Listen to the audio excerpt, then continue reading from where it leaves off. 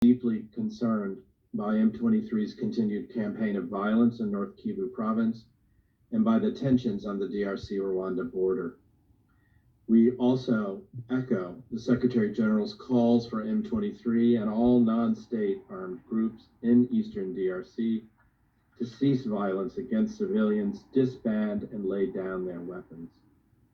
Further, we encourage all Congolese groups to participate in the disarmament, demobilization, community recovery, and stabilization program without conditions, and for foreign armed groups to return to their countries of origin.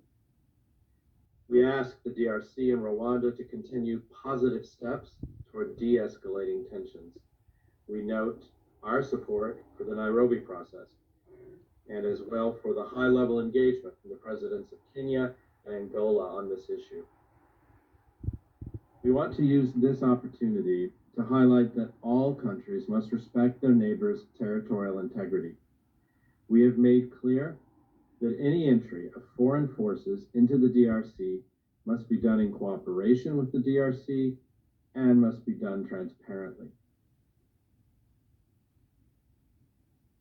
Armed group activity in Eastern DRC, as we have just heard, has very real and horrific human consequences. It drives displacement and unprecedented humanitarian needs and poses a major challenge to humanitarian access and the delivery of life-saving assistance.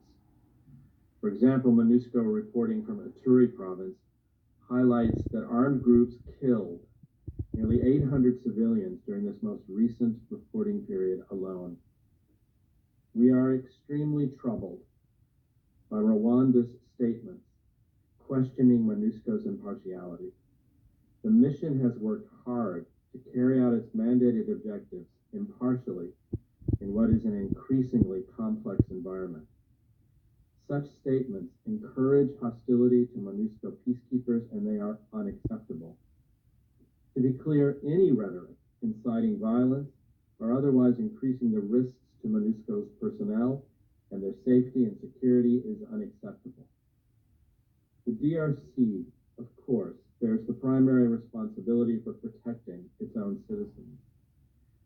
And the United States pledges its continued support through our privileged partnership with the DRC, especially at this challenging time. I would urge East Africa community leaders to prioritize dialogue-based approaches to the crisis. The United States insists that the deployment of any additional force in Eastern DRC must be closely coordinated with MONUSCO, and it must be conducted in conformity with the parties' respective commitments under international law, including international humanitarian law. It must also be conducted in line with existing Security Council sanctions resolutions, and it must be formally notified to the Security Council prior to deployment. Finally, Madam President, I want to return to a theme I raised at the top of my remarks.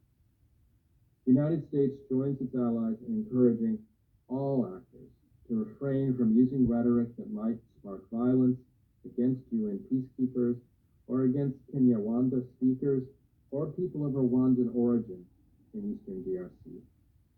DRC's elected officials should clearly and unequivocally condemn the use of such language in public forums and on any social media platform. This region is all too familiar with what can happen when groups manipulate their perceived differences to incite hate and violence against each other. We cannot allow this to happen again. In closing, I want to call once